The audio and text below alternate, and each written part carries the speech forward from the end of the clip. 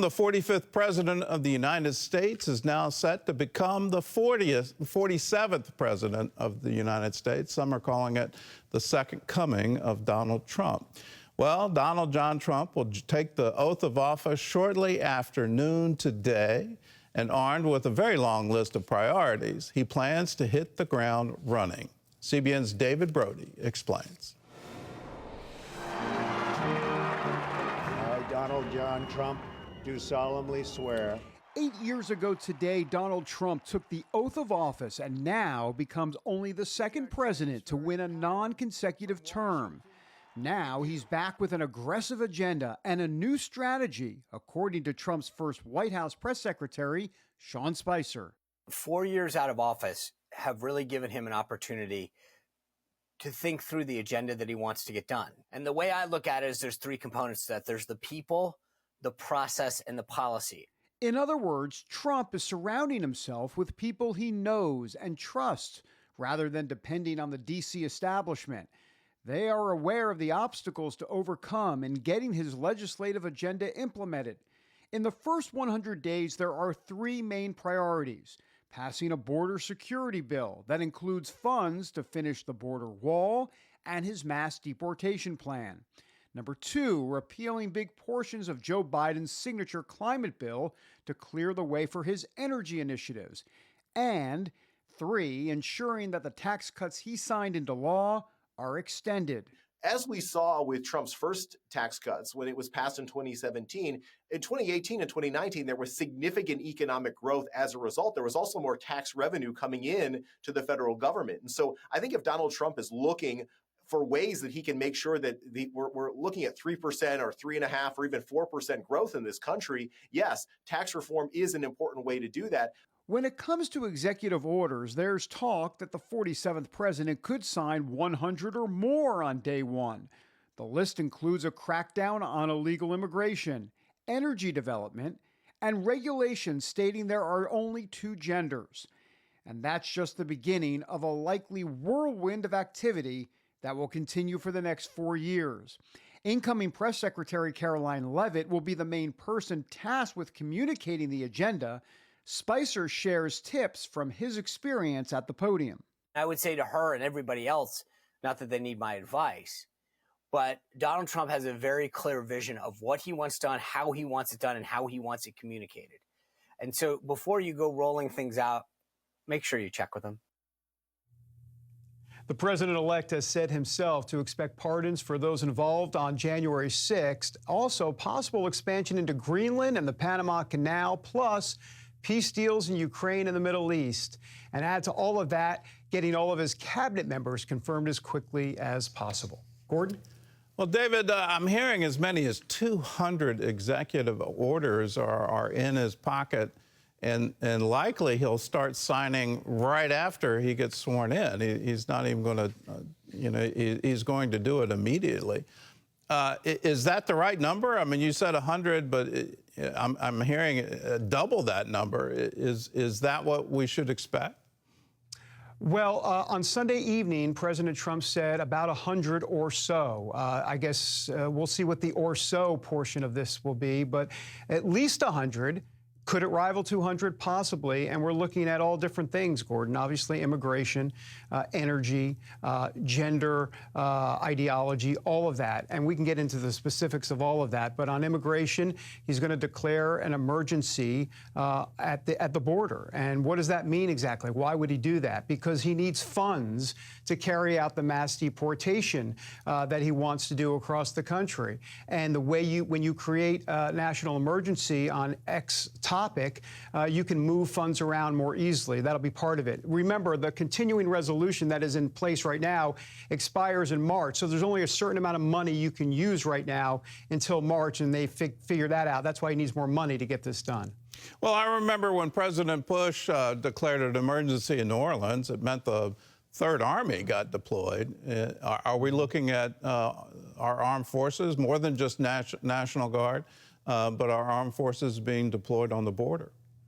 Well, just to be clear, there's been a lot of confusion about that. There's no expectation that the military is going to be used from an armed perspective to take care of anything going on the ground. It would be more, like you said, National Guard, potentially some military, but once again, nothing like you would see, like commandos moving in or anything like that. That's not the point. It's just more boots on the ground, if you will, just to make sure that there's a peaceful process going on. But look, the mass deportations, Gordon, are expected to start tomorrow in Chicago, Tuesday morning, Chicago and other cities across this country.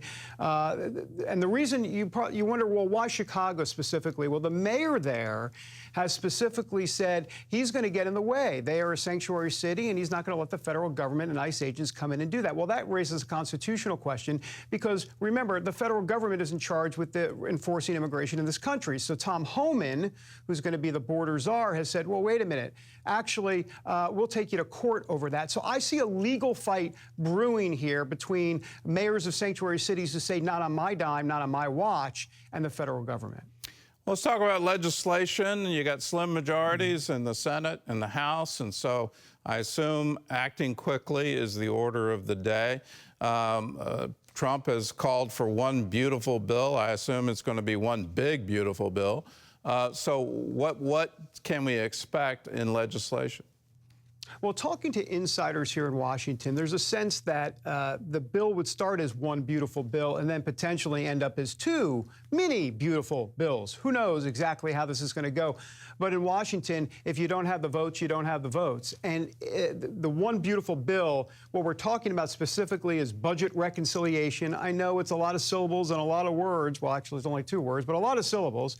And within budget reconciliation, the reason they're doing it this way is because you only need 50 votes in the Senate, not 60, to get it passed, and you only need a simple majority in the House of Representatives. So it's the easiest way to get a lot of what he wants accomplished done quickly in the first 100 days. Remember, Gordon, in the first term with President Trump, the administration, spent a good 6 months or so trying to repeal Obamacare, and then John McCain gave the big thumbs down, and that was the end of Obamacare. So they are determined not to repeat that this time. That's why they want the one big beautiful bill, to get it all going, hopefully by April or so, to get it passed, which would be, what, about 90 days in or so. So we'll see if that happens. Let's talk about some pardons. I think Biden surprised a lot of people with just the sheer number, but to add to it, just today, Fauci, everyone involved in the impeachment committees, it just seems to be a pretty long list. What's Trump going to do with that? Well, first of all, as you might imagine, he'll have a few things to say about that later today or even on Tuesday. I mean, but the fact that this is unprecedented, that Anthony Fauci would be pardoned, of course, a lot of conservative critics will say, well, there you go. It's what we've been saying all along, that he's guilty of quite a few crimes, and let's start listing them here. And that's why he had to pardon Fauci. Of course, the Biden administration will say something completely different. But this is not just Anthony Fauci. It's Mark Milley. It's everyone on the January 6th committee. That includes Liz Cheney. So, look, I mean, this was somewhat expected by President Biden, but it is unprecedented. And having said that about pardons, the controversy will turn to January 6th and what he does specifically regarding pardoning folks that were involved in January 6th. President Trump's been very clear. He is going to do that on his first day in office. He's going to pardon folks from January 6th. The question is, to what extent? Will it be all of them? Will it be just the nonviolent offenders? I know specifically from the intel that I've received that it's definitely going to be the nonviolent offenders. The question then just becomes, what about some of those violent offenders? And this is the problem for President Trump, because there's a lot of folks in MAGA that want everybody, even the violent offenders, pardoned. But I'm not quite sure that's going to happen, and that might, how do we say it, tick off a few in the MAGA set. Well, it already has, from the chatter I'm looking at. They're already up in arms, if I can use that phrase, about that very issue. Speaking of up in arms, some of the nominees for the administration have raised controversy. Are we looking at just sort of that being railroaded through? You've got the majority and just say, okay, we've had the hearing, here's the gavel. and now let's vote. Is that going to be the end result here? Ultimately, the answer is yes. There is one caveat there. Keep your eye on Tulsi Gabbard. She's the one that may not get through as DNI chief. There's a lot of concern about some of her views on foreign surveillance and intelligence on Section 720 and a few other things as well. So there's a little concern about her for sure. Other than that, it's all pretty much looks like it's going to happen. And as a matter of fact, what you're going to see later this afternoon on Monday is Marco Rubio will get confirmed. He'll be the first cabinet member confirmed, the Secretary of State. And then after that, today as well, you will see Pete Hegseth and many others voted out of committee and then onto the floor. So Kristi Noem, Pete Hegseth, John Ratcliffe, the head of DNI, or I'm sorry, did I say DNI? CIA. I get them all confused. So much alphabet soup in Washington. But you'll see all of those folks voted out of committee, which means floor votes expected in the coming days, Gordon. Well, get your alphabet on, because this is going to be a race. If what I'm seeing, it's literally going to start this afternoon. And as soon as the hand goes on the Bible and one hand goes in the air and the swearing in happens, the change is going to be absolutely immediate. So, yeah. I do want to just say one last thing. You mentioned the Bible. 2 Bibles that Donald Trump will be sworn in on today. The Bible that his mother gave him and the Lincoln Bible. So a double Bible swearing in ceremony today for Donald Trump. Yeah. He's already making history. Well, David, thanks for joining with us, and you're going to be very busy. You can watch the CBN News live coverage of the inauguration. It's going to start 11:30 Eastern Time, a.m. on the CBN News Channel and all of our digital platforms. And so, see history in the making.